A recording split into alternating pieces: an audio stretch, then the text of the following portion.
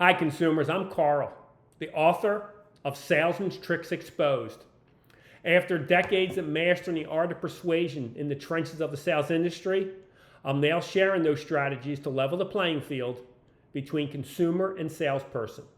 My goal here is simple: to teach you the techniques and psychology strategies salespeople use to influence consumers to buy unwanted and unneeded products and services. Today I'm going to show you a powerful selling technique used to gauge a consumer's interest and readiness to buy before the salesperson ever asks for the final sale. It's called the trial close sales approach. This is when a salesperson tests the water by asking small, low pressure questions to see how a consumer is feeling about a particular product or service, rather than directly asking for the sale. During the presentation, they'll say things like, "Does that make sense? Can you see yourself using this? How does that sound so far?" All these seem to be harmless and innocent questions, but in the hands of professional salespeople, trial closes are followed up with an agenda, which is to close the sale. Trial closes gives the salesperson the opportunity to identify and handle any objection early in the sales process, instead of waiting till the very end when you might say no. If the consumer answers positively to the trial close, the salesperson takes it as a green light to keep moving forward to closer to the purchase. But if the consumer hesitates even slightly during any trial close questions, it signals there's a concern. This gives the salesperson the opportunity to address that hesitation in real time and overcome the objections during the sales process, allowing them to move forward once it's resolved. This is an example I would use while training my sales team in the past.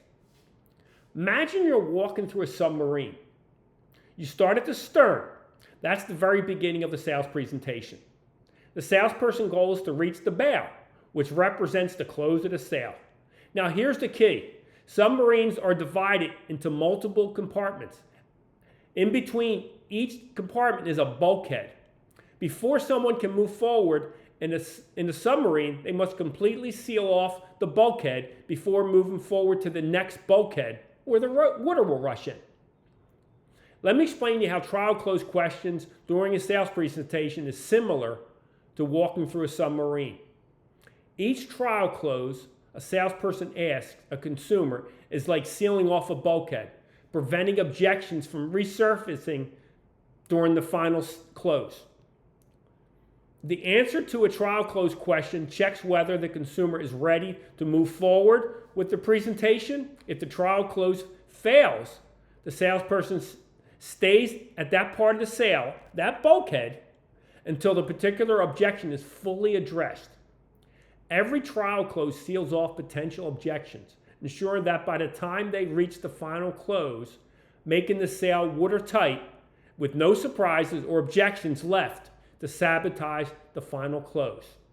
Here are some examples of what seem to be casual trial close questions to gauge a consumer's interest without directly asking for the sale yet. Trial close question. Can you see yourself enjoying this? They want to see if you are emotionally connected to their product or service, like test driving a car or buying a television. They ask these questions to get the consumer to connect with the experience. Trial close question. Would this make your life easier? When a buyer is quiet or hard to read, salespeople use open-ended questions to get you talking so they can gauge whether the buyer is ready to move forward. Trial close question. Does this make sense? This is a highly effective, low-risk trial close used to gauge a buyer's understanding and interest without pressure. It helps identify hidden objections early in the sales process. Trial close question. If we could deliver this, would that work for you? Free shipping isn't really free. It's a psychological tactic used as a sales trick to nudge you to spending more, like setting minimum orders with thresholds, and we all been there. You spend $80, if you spend $100, you get free shipping. It's a trick to get you to spend more. or to make you overlook other costs that are involved. While it feels like a bonus, it's really a psychological tactic to get you to buy more. Trial close question. Am I missing anything important for you? Salespeople use this to confirm they have addressed all needs before asking for the final commitment, ensuring the client feels heard and preventing last-minute deals cancellations. All of these seem to be harmless and innocent questions, but in the hands of a professional salespeople, trial closes are followed up with an agenda, which is to close the deal. I want you to recognize these patterns. If every point ends with, does that make sense? Or how does that sound?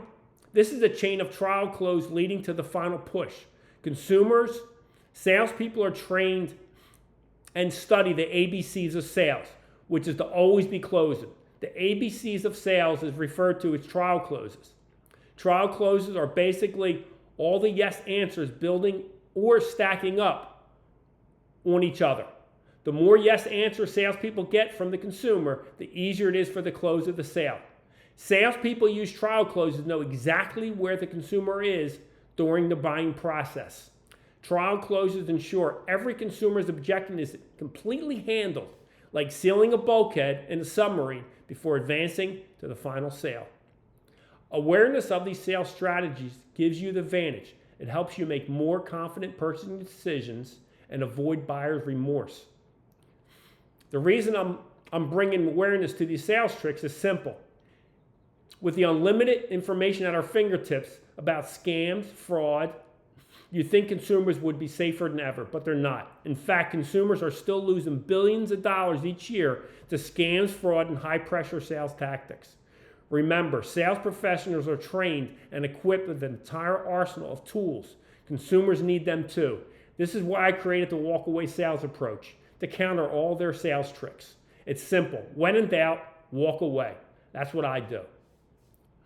If you dealt with a pushy salesperson using these sales tools, avoided a scam, or learned a lesson the hard way, I know I did, share it in the comments. Your experience could help someone else avoid the same mistake. See you on the next episode.